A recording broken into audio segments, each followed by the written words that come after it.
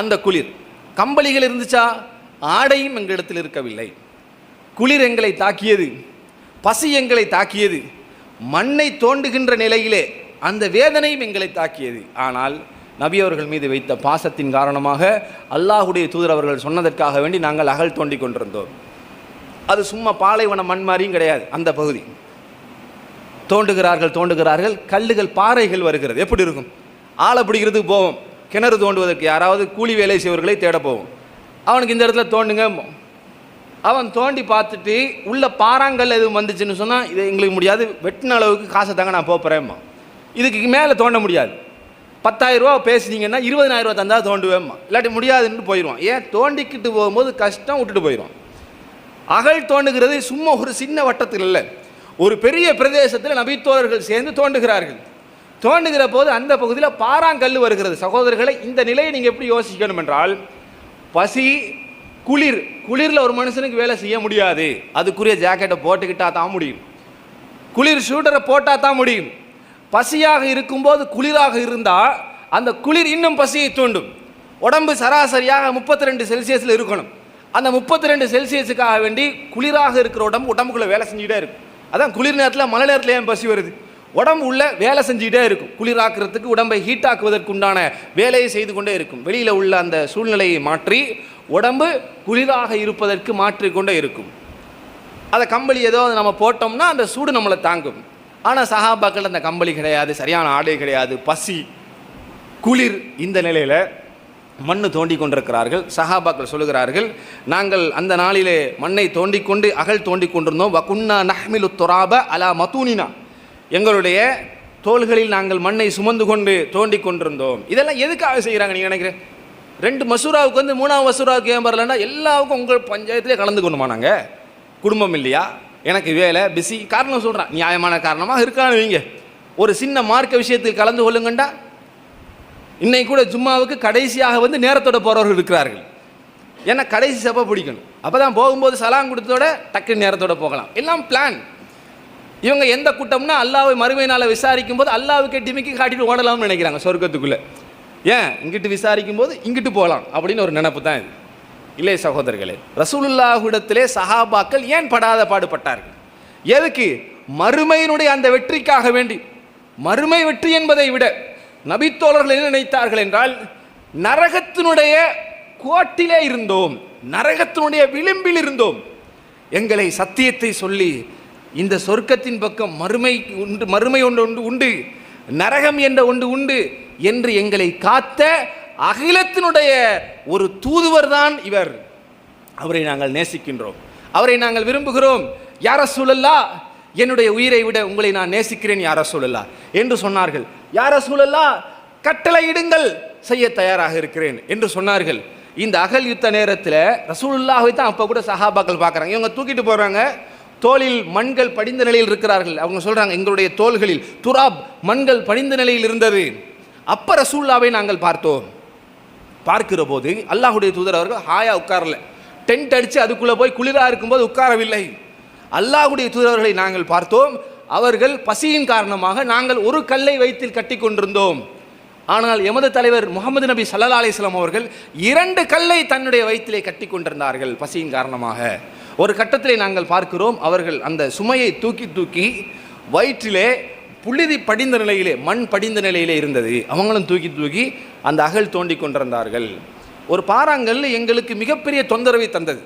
தோண்டுகிற நேரத்தில் ஒரு பாறாங்கல் எங்களுக்கு மிகப்பெரிய தொந்தரவை தந்தது. முடியலை. ரசூலுல்லாஹ் வராங்க, என்ன பாறாங்கல் தோண்ட முடியவில்லை, எடுக்க முடியவில்லை. ரசூலுல்லாஹ் அந்த ஆயுதத்தை வாங்கி ஒரு குத்துகிறார்கள். அல்லாஹ்வின் அருளின் காரணமாக, ரசூலுல்லாஹ்வின் வீரத்தின் காரணமாகவோ அந்த பாறாங்கல் மண்ணாக தூள் துகளாக மாறியது. அதற்கு பிறகு நாங்கள் தோண்டினோம். இந்த யுத்த காலத்தில் நபித்தோழர்கள் சொல்கிறார்கள், குளிரும் கடுமையான கஷ்டம் இருந்துச்சு. எதிரிகள் வரும்போது இதெல்லாம் யாருக்காக செஞ்சாங்க? ரசூலுல்லாஹ் ப்ளஸ் அல்லாஹ்வுக்காக செய்தார்கள். அப்போ எதிரிகள் 10,000 பேர் வருவதை கண்டு உங்களுடைய உள்ளத்தில் பயத்தை நீங்கள் உணர்ந்தீர்கள். ஆனால் இதுக்கு யாருக்காக நீங்கள் பாடுபடுகிறீர்கள்? அகிலத்தின் இறைவனாகிய அல்லாஹ்வுக்காக வல்லவா பாடுபடுகிறீர்கள். உங்களை நான் பாதுகாப்பேன், என் தூதரினுடைய வார்த்தைக்காக கட்டுப்பட்டு நிற்கிறீர்கள், உங்களை நான் பாதுகாப்பேன். அல்லாஹ் சொல்கிறான், அந்த எதிரிகளை நோக்கி காற்றை அனுப்பினோம். அந்த யுத்தம், எதிரிகளை நோக்கி காற்றை அனுப்பினோம். எதிரிகள் யுத்த களத்திற்கே வராமல் படு தோல்வி அடைந்த நிலையில் அவர்கள் பின்னோக்கி சென்று விட்டார்கள். அதில் முஸ்லீம்களுக்கு தான் வெற்றி. இப்படி நபிகள் நாயகம் ஸல்லல்லாஹு அலைஹி வஸல்லம் அவர்களோடு மிகப்பெரிய நெருக்கத்தில் யார் வாழ்ந்தார்கள்? ரசூலுல்லாஹ்வுடைய தோழர்கள் மிக நெருக்கத்தில் இருந்தார்கள். உமர் ரலியல்லாஹு அவர்கள் வீரம் உங்களுக்கு தெரியும், இந்த செய்தியும் தெரியும். இந்த தலைப்புக்குள்ள பாருங்க, உமர் என்று சொன்னால் ஷைத்தானை இன்னொரு புறத்தில் போவான். ரசூலுல்லாஹ் என்ன சொல்கிறாங்க? உமர் ஒரு புறத்தில் வருகிறார் என்றால் ஷைத்தான் இன்னொரு புறத்தில் ஓட்டம் எடுத்து போவான். அவ்வளவு ஈமான், அவ்வளவு மார்க்கத்தில் பிடிப்பு. உமர் ரதி அவர்கள் எந்த சொல்லையும் கேட்க மாட்டார்கள். நியாயம் என்று வருகிற போது ஹுதைஃபியாவுடைய உடன்படிக்கை நேரத்தில் உங்களுக்கெல்லாம் தெரிஞ்சிருக்கும், ரசூலுல்லா என்ற வார்த்தை அலி என்று எதிரிகள் சொல்லுகிறார்கள். முஹம்மது ரசூலுல்லா என்பதை அந்த ரசூலுங்கிறத அழிச்சிரு என்று சொல்லுகிறார்கள். எதை சொன்னாலும் நபி தோழர்கள் கட்டுப்படுவார்கள். அப்போதான் படிப்பறிவில் அக்காலத்தில் இருந்த மிக உயர்ந்தவர் யார்? அலி இப்னு அபி தாலிப் ரலியல்லாஹு அன்ஹு. அலியை இங்கே வாங்க, என்ன யார் ரசூலுல்லா, இதில் ரசூலுல்லா என்ற வார்த்தை இருக்குதே அதை மட்டும் அழிச்சிருங்க. முடியாது. எப்படி சொல்கிறாங்கண்டா, லா வல்லாஹ், அல்லாஹ் மீது ஆணையாக சொல்கிறேன், இதை நான் அழிக்கவே மாட்டேன். நீங்கள் சொன்னால் எதை வேணாலும் நான் செய்வேன், ஆனால் ரசூலுல்லாங்கிற வார்த்தை அவன் சொல்கிறாங்கிறதுக்காக நான் அழிக்க முடியாது. என்னால் அழிக்க முடியாது. இப்போ ரசூலுல்லா என்ன செய்கிறாங்க? தடுமாறுறாங்க. காட்டு, எந்த இடத்துல இருக்குதுன்னு காட்டுங்க, நான் அழிக்கிறேன். நான் அப்போ உமர் ரதி அவர்கள் அதை கேட்ட அந்த இடத்தில் இருந்தவர்கள் பொறுமை தாங்க முடியாமல் கோபப்படுவார்கள். என்ன, நீங்கள்லாம் ஒரு நபியா? அந்நபியுல்லாஹி ஹக்கா, நீங்கள் எல்லாம் உண்மையில் ஒரு நபியா? அவன் கேட்குறாங்க, நீங்கள் அழிக்கிறீங்க, அவனுக்கு எதிராக போராட வேண்டாமா? இப்போ ரசூல் அடகம் இல்லை, நாங்கள் நபி தான், உண்மைதான், நாம் இருப்பது சத்தியம்தான் சொல்கிறாங்க. உமர் அவர்கள் யார் எது என்று பார்க்க மாட்டார்கள், உண்மை என்றால் அதற்காக குரல் கொடுப்பார்கள். இப்போ ரசூலுல்லாஹ் இது செய்வது ஒரு அநியாயம் போன்று தெரிவது உடனே இப்படி கேட்குறாங்க. இந்த நிலையில் தான் எதிரிகளுக்கு ஒரு நபித்தோல் என்ன செய்கிறார்? ஏற்கனவே செய்த ஒப்பந்தத்தின் அடிப்படையில் போர் தந்திரத்தை அனுப்புகிறார். போர் தந்திரத்தை அனுப்புவது மிகப்பெரிய அநியாயம். ஏன்னா 3000 பேரை வச்சு பிளான் பண்ணிட்டு இருக்கும்போது இன்னென்ன மாதிரி தான் திட்டம் போட்டிருக்கிறார்கள், இதன் வழியாகத்தான் வரப்போகிறார்கள் என்று எதிரிகளுக்கு தகவல் அனுப்பினால் அதைவிட பெரிய துரோகம் வேற ஒன்றும் கிடையாது. ஏன்னா அவ்வளோ பேருடைய உயிரும் பாதிக்கப்பட இருக்கிறது. இப்போ இந்த நிலையில் அல்லாஹ்வின் தூதர் அவர்களை பார்த்து என்ன சொன்னார்கள் உமர் ரதி அவர்கள் ஆரம்பத்தில்? யா ரசூலல்லாஹ், என்னுடைய உயிரை விட உங்களை நான் நேசிக்கிறேன். என்னுடைய ஆன்மா, என்னுடைய பேச்சு, என்னுடைய மூச்சு எல்லாமே உங்களுக்கு கட்டுப்பட்டு நிற்கும் யா ரசூலல்லாஹ். அதான் உயிர் கட்டுப்படுதல் என்பது. நீங்கள் சொன்னால் மறு வார்த்தை நான் பேசவே மாட்டேன் என்று சொன்ன உமருக்கு முன்னாடி பொறுமையாக காத்து கொண்டிருக்கிறார். ரசூலுல்லாஹ் சொல்லுகிறார்கள், எதிரிகளுக்கு ஒரு நபித்தோழர் இங்கே இருந்து தகவல் அனுப்பியிருக்கிறார், அல்லாஹ் எனக்கு அதை அறிவித்து கொடுத்து விட்டான். அந்த பெண் இந்த இடத்தால் இப்போது போய் கொண்டிருக்கிறாள். அந்த பெண்ணிடத்திலே போய் அந்த கடிதத்தை, அந்த ரகசிய செய்தியை பறிமுதல் செய்து கொண்டு வாருங்கள். ரசூலுல்லாஹ் நபித்தோழர்கள் அனுப்புகிறாங்க. அனுப்பி போய் பார்த்தா உண்மையிலே அந்த இடத்தில் அந்த பெண் பயணித்து கொண்டிருக்கிறாங்க. அப்போ போன நபித்தோழர்கள் சொன்னதுக்காக போகிறாங்க. எப்படி இங்கேருந்து நீ சொல்லுவீங்களாம், அவ்வளோ தூரம் போய் நான் அந்த பாலைவனத்தில் வேகாவையில் போய் பார்த்துட்டு வந்து இதெல்லாம் கன்ஃபார்ம் பண்ணிட்டு சொல்லுங்கள் யாரை சொல்லலாம். அதெல்லாம் இல்லை, ரசூலுல்லாஹ் சொன்னாங்க, போகிறார்கள். இதுதான் பாசம், இதுதான் கட்டுப்படுதல் என்பது. போனதுக்கப்புறம் அந்த பெண்ணை பார்த்து விசாரிக்கிறார்கள். பெண்ணே, உன்னிடத்தில் எங்கள் புறத்திலிருந்து போர் தந்திரங்களை எல்லாம் எழுதி கொடுத்து அந்த கடிதத்தை கொடு. அப்போ அந்த பொம்பளை போடுற ஆக்ஷனில் போன நபித்தோழர்களே குழம்பி போகிற அளவுக்கு, என்ன கடிதமா எனக்கிட்டியா, நான் இப்போ எங்கே வந்த, யார் கடிதம் தந்தா அப்படிங்கிறாங்க.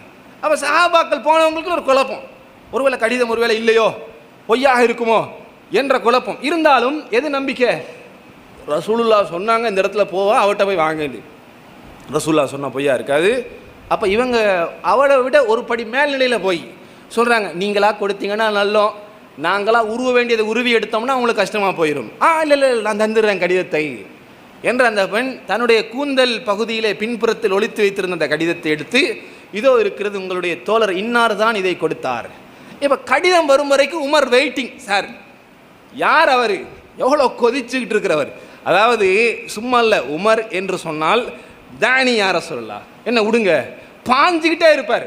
ஃபதரி உனுக்க ஹாதல் முனாஃபிக், ஃபதரி கட்டளை போடுங்க, நான் வெட்டுறேன், இவனை குத்துவேன் என்று கொண்டிருப்பார்கள்.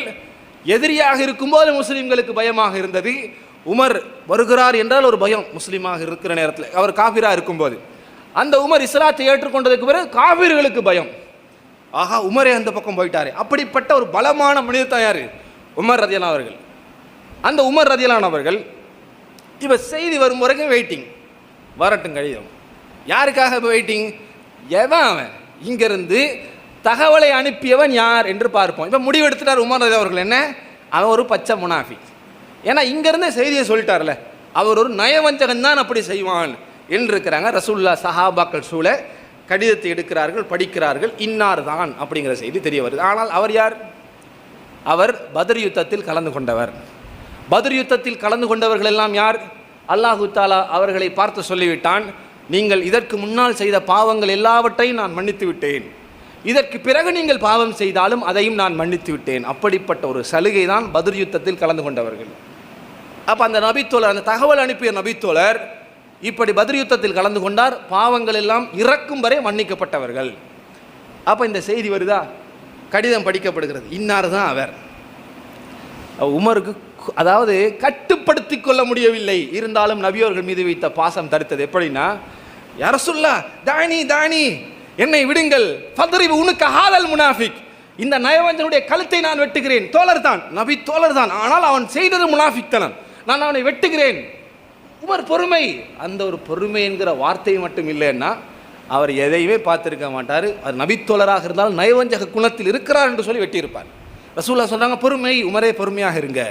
இந்த சும்மா சண்டித்தனம் கிடையாது. சும்மா விட்றானே, நான் அவனை அடிக்க போகிறேன், விட்டதுக்கு பின்னாடி அப்படிலாம் அடிக்க மாட்டேங்கிற அந்த சண்டித்தனம் கிடையாது. கோபத்தினால் வருகிற சண்டித்தனமும் கிடையாது. உமர் என்றாலே ஒரு பவர் இருந்துச்சு. உமருக்கு முன்னாடி வார்த்தைகளை உயர்த்த மாட்டார்கள். யாருக்கு முன்னாடியும் வார்த்தைகள் உயர்த்திய நபித்தோழிகள் உமருடைய சத்தத்தை கேட்ட உடனே ரசூலுல்லாஹ்வுடைய மனைவிமார்கள் சப்பு சுப்புன்னு காமரைக்குள்ளே ரூமுக்குள்ளே ஓடி விடுவார்கள். அப்படிப்பட்ட ஒரு பயம் இருந்துச்சு. ரசூலுல்லாஹ் கூட கேட்குறாங்களே, உமரே என்னையெல்லாம் பார்த்து இவங்க பயப்படவே இல்லை, இந்த பெண்கள் என்னுடைய மனைவிகள் சத்தத்தை உயர்த்தி கொண்டிருந்தார்கள். ஹத்தாபுடைய மகன் நீங்கள் உள்ளே வந்தீங்க, வந்ததோட இவ அத்தனை பேரும் உள்ள ரூமுக்குள்ளே போய் ஒளிஞ்சிக்கிட்டாருங்க, அந்த அளவுக்கு உங்களுக்கு பயம் என்று சொன்னார்கள். அப்படிப்பட்ட உமர் ரதி அவர்கள் சொன்ன ஒன்று தான், உடுங்க நான் இவனை கழுத்தை வெட்ட போகிறேங்கிற போது உமரே பொறுமையாக இருங்கள். அப்போது ரசூலுல்லாஹ் சொல்கிறாங்க, இவரை விட்டுருங்கிறாங்க. ஏன்? பத்ர் யுத்தத்தில் கலந்து கொண்டதனால், பாவம் மன்னிக்கப்பட்டதனால் கூட இப்படி செய்திருக்கலாம் என்று சொன்னது ஆத்திரத்தை அடக்கி உமர் அவர்கள் அழுகிறார். முடியாது யார் ரசூலா, நீங்கள் சொன்னதுக்காக நான் பொறுமையாக இருக்கிறேன் என்று கண்ணீர் விட்டு அழுதார்கள். இந்த அளவுக்கு ரசூலுல்லாஹ்வுடைய வார்த்தை கட்டுப்படுதல், அல்லாஹ்வின் தூதருக்காக வேண்டி எதை வேணாலும் செய்கிறேன், அல்லாஹ்வின் தூதருக்காக வேண்டி நான் குரல் கொடுப்பேன், அல்லாஹ்வினுடைய தூதர் முஹம்மது ஸல்லல்லாஹு அலைஹி வஸல்லம் அவர்கள் கொல்லப்பட்டு விட்டார் என்று யாராவது சொன்னால் கூட நான் கொல்லுவேன், அவர் வார்த்தைக்கு மிஞ்சி எந்த ஒன்றை நான் தடுத்து நிறுத்த மாட்டேன், எல்லாவற்றையும் நான் செய்வேன். ஒரு முறை சஹாபாக்கள் நாட்டுக்கழுதையை சமைக்கிறார்கள். இந்த செய்தி நம்ம கேள்விப்பட்டிருப்போம். சமைத்து கறிக்குழம்பு தயாராக இருக்கிறது. நாட்டுக்கழுதை சாப்பிடலாமான்னு கேட்கக்கூடாது. ரசூலுல்லாஹ்வுக்கு முன்னாடி சஹாபாக்கள் இப்படி செய்கிறார்கள். அப்போ அல்லாஹ்வுடைய தூதர்கள் வஹியை சொல்கிறார்கள், நாட்டுக்கழுதை இதற்கு பிறகு நீங்கள் சாப்பிடக்கூடாது. இப்போ நம்ம என்ன பண்ணுவோம்? இப்போ நம்ம என்ன சொல்லுவோம்? செஞ்சிட்டோம், இனி சாப்பிட்டு வேலையை பார்ப்போம். அதானே, செஞ்சிட்டோம், இனிமேல் பாவம் செய்யாமல் இருப்போம். இதான் நம்ம கான்செப்டே. என்னண்டா, வந்துட்டோம், அதுக்கப்புறம் பார்ப்போம் அப்படிங்கிறத நம்ம நிலைமை. ரசூலுல்லாஹ் சொன்னதுக்கு உடனே அந்த கறிச்சட்டியை அப்படியே கொட்டிடுறாங்க. ரசூலுல்லாஹ் சொல்லிட்டாங்க, இனி வேறு வார்த்தைக்கே இடமில்லை, கொட்டிடுவோம் என்று கொட்டி விட்டார்கள். இப்படி ஒரு செய்தி அல்ல, எக்கச்சக்கமான செய்தியை பார்த்தீங்கன்னா அல்லாஹ்வுடைய தூதர் அவர்களிடத்தில் அதிகமான பாசம் கொண்டவர்களாக இருந்தாங்க. ரசூலுல்லாஹ் தனியாக போகிறாங்களா, அபூபக்கராகிய நானும் வருகிறேன், எதிரிகள் அல்லாஹ்வின் தூதரை முஹம்மதே உங்களை கொல்லப் போகிறார்கள், பரவாயில்ல நானும் வருகிறேன் யா ரசூலுல்லாஹ், என்னையும் சேர்த்தே கொல்லட்டும், என்னை சேர்த்தே கொல்லட்டும் யா ரசூலுல்லாஹ் என்று புறப்பட்ட அபூபக்கர் சித்திக் ரலி அவர்கள் போனார்கள். பல நபித்தோழர்கள் இப்படியே இருந்தார்கள். இந்த மாதிரி ஒரு பாச பிணைப்புடன் தான் ரசூலுல்லாஹ் என்ன செய்கிறாங்க, வாழ்ந்துட்டு வருகிறார்கள். இப்படிப்பட்ட இந்த சூழ்நிலையில் தான் அல்லாஹ்வுடைய தூதர் அவர்கள் நான் இந்த உலகத்தை விட்டு பிரிய போகிறேன் என்ற செய்தியை சொல்ல ஆரம்பிக்கிறாங்க. அந்த செய்தி எப்படி ரசூலுல்லாஹ் சொல்கிறாங்க, எப்படி அறிவுரைப்படுத்துகிறார்கள் என்பதை இன்ஷா அல்லாஹ் நாளைய தினத்தில் நாம் பார்க்கலாம். வ ஆகிர் தஅவானா அனில் ஹம்துலில்லாஹி ரப்பில் ஆலமீன்.